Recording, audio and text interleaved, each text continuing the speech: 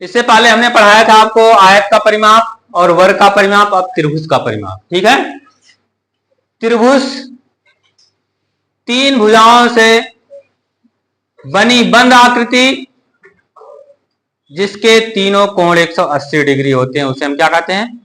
त्रिभुज कहते हैं। क्या कहते हैं? त्रिभुज। चलो त्रिभुज की परिभाषा हम लिखते हैं।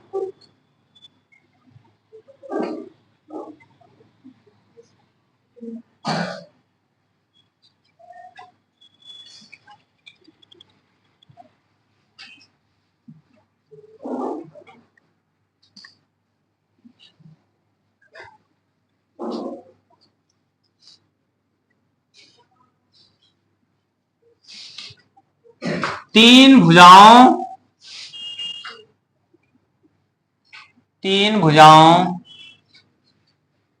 से बनी, तीन भुजाओं से बनी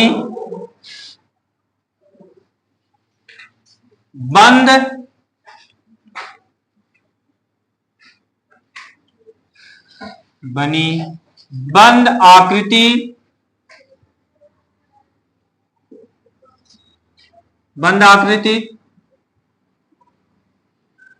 को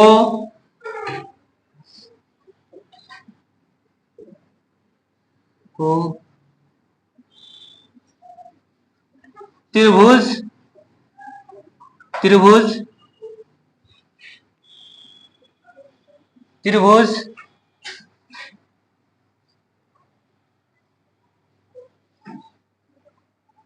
कहते हैं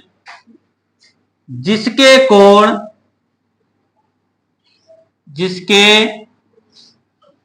तीनों कोण क्या है?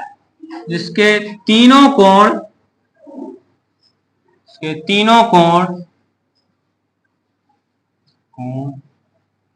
180 डिग्री होते हैं।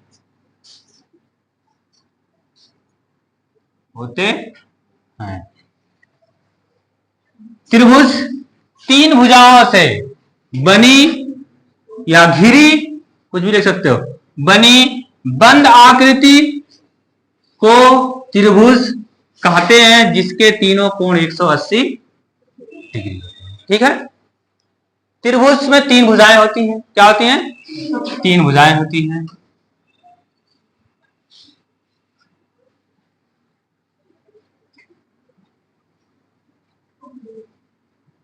हमने कहा तीन भुजाओं से बनी बंद आकृति को क्या कहते हैं? त्रिभुज जिसके तीनों कोण 180 डिग्री होते हैं। जो हमारे कोण होते हैं ए और ए, ये तीनों कोण बनेंगे ना, इनके तीनों कोणों का योग क्या होता है? 180 डिग्री। कितना होता है? 180 डिग्री।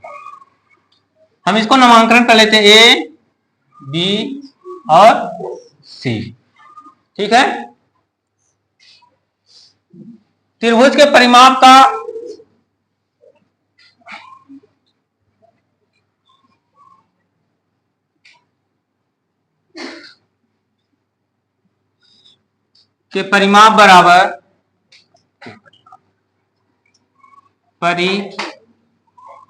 बराबर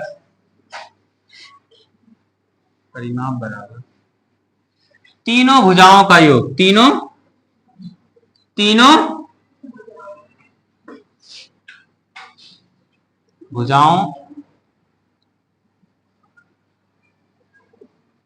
भुजाओं का योग क्या है?